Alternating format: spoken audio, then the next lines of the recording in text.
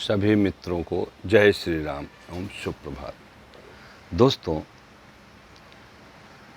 ये जो मनुष्य का जीवन मिला है, इंसान इसको प्राप्त करके सुखी जीवन व्यतीत करना चाहता है। तो दोस्तों, सुखी जीवन के कुछ 3-4 लक्षण बताए हैं, 3-4 बातें बताई हैं। अगर वो आपके पास है तो आप सुखी महसूस कर सकते हैं। नंबर 1, निरोगी काया। दूसरा, सुत आज्ञाकारी। तीसरा, घर में हो माया। और चौथा, घर में ना हो कुलक्षण नारी। नारी लक्षणहीन नहीं होना चाहिए, कुलक्षणी नहीं होना चाहिए। सो दोस्तों, ये 4 चीज़ें हैं। इसी को कहते हैं 4 पदार्थ है जग माही और कर्महीन नर पावत नहीं। वैसे ये 4 पदार्थ हैं। लेकिन दोस्तों, हम लोग क्या करते हैं कि परंपरा चली आ रही है, जन्म हुआ, बड़े हुए, शादी ब्याह हुआ, फिर बच्चा पैदा किया और उसके लालन पालन में लग जाते हैं और सब कुछ उन्हीं के लिए सोचते हैं। ये है मेरा परिवार, ये मेरा बेटा, मेरा ये जीवन जो हुआ है सिर्फ इसी काम के लिए हुआ है। क्या ये सच है? आपके जीवन के लिए बहुत सारे कार्य भी समझाए गए हैं, बताए गए हैं। आप कमाई करें, परिवार चलावें, यह भी ज़रूरी है, लेकिन सद्कर्म करना भी ज़रूरी है। और सद्कर्म करते हुए अधर्म नहीं करना चाहिए, गलत काम नहीं करना चाहिए, सिर्फ परिवारवाद में लिप्त नहीं रहना चाहिए। और परिवारवाद का एक महान संकट अगर हुआ इस भारत देश में, उदाहरण दें तो महाभारत है। महाभारत कैसे हुआ? सब आपस में लड़ गए। किसके लिए लड़ गए? धन के लिए लड़ गए, राज के लिए लड़ गए, धर्म अधर्म के लिए लड़ाई हुई कि धर्म जो कहता था उसके अनुरूप न चल के धृतराष्ट्र परिवारवाद में अंधे हो गए। ऐसे अभी कुछ हमारे देश में कुछ ऐसे राजनेता हैं जो परिवारवाद ही चलाते जा रहे हैं। और परिवारवाद में क्या होता है कि आप सही निर्णय से चूक जाते हैं। मोह बस, चाहे वो पुत्र हो, पुत्री हो, बीबी हो, माँ हो, कुछ भी हो, आप उनको सामने रखते हैं कि मुझे तो इनका बचाव करना है, दुनिया का सत्यानाश कर बैठते हैं, जो ऐसा नहीं करना चाहिए। ये सिर्फ राजनेताओं के लिए नहीं है, ये हर इंसान के लिए है।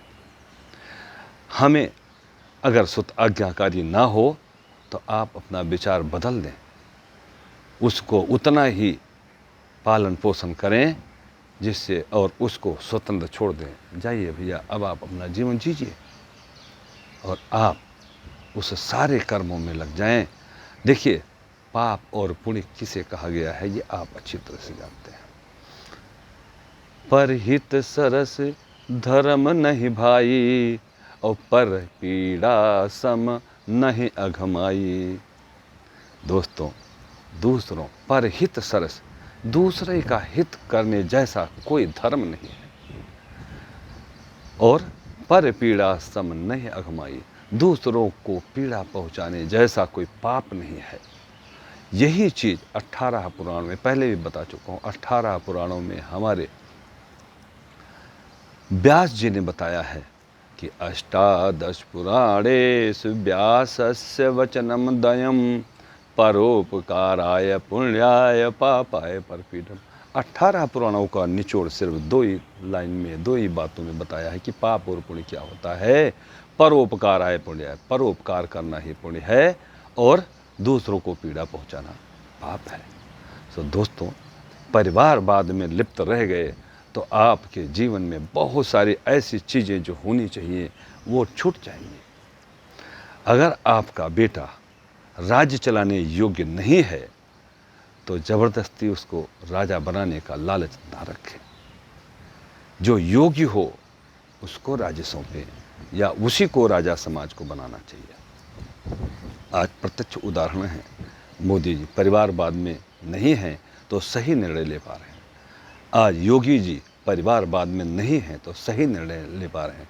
उनके परिवार में काफ़ी लोग हैं, दोनों लोगों के, लेकिन उनको छोड़ चुके हैं। देश का सम्मान, देश का भला, समाज का भला, जन जन का भला जो सोचता है उसी को राजा बनाना चाहिए, वो चाहे साधु सन्यासी हो, चाहे आम नागरिक हो। दोस्तों, अपने जीवन में भी यही सोचिए। बेटा आज्ञाकारी ना हो तो कतई उसके बारे में सोचना बंद कर दो, उसको अपना जीवन जीने दो। और अगर नारी कुलच्छणी है तो सावधान हो जाइए, आप अपने रास्ते बदल लो और माया कमाने के लिए पाप करिए मत। दोस्तों, आप अच्छी तरह से जानते हैं कि जब आप कोई बिजनेस करते हैं तो किसी का नाम क्यों होता है? अगर कोई क्वालिटी वर्क करता है और फिर वो प्रचार प्रसार करता है कि हमारी क्वालिटी है क्या, हमारे बारे में आप जानिए कि हम क्वालिटी वर्क करते हैं, और उसके बाद कोई भी माल बेचने के बाद हम उसका सर्विस देते हैं। अगर आप बहुत अच्छा माल बनाते हैं, चलिए एक उदाहरण लेते हैं, आपके भारत देश में विदेश की कोई बहुत अच्छी गाड़ी आ जाए और उसका सर्विस सेंटर ना हो तो क्या करेंगे? तो नहीं खरीदेंगे, क्योंकि ख़राब हो जाएगी तो बेकार जाएगा पैसा। ऐसे दोस्तों, यह जीवन जो मिला है, यह दूसरों के भला के बारे में भी सोचें। अपने परिवार के बारे में सोचने के साथ साथ सब कुछ परिवार ही नहीं हो सकता, नहीं, मैं नहीं मानता। दोस्तों, आप थोड़ा सा दुखों से बाहर आना चाहते हैं, सुखी रहना चाहते हैं, तो मन को एकाग्रचित करके ये चारों बातों पे सोचिए कि निरोग कैसे रहें। निरोग रहने के लिए आप परिवारवाद में लिप्त रहेंगे, आपको दुनिया भर की बीमारियां लगती हैं, क्योंकि आप तो सिर्फ उसी के बारे में, आप जिस दिन दूसरों के बारे में सोचना शुरू कर देंगे उस दिन आपकी काया निर्मल हो जाएगी, मल रहित हो जाएगी, बुराई रहित हो जाएगी। ऐसा करके तो देखिए।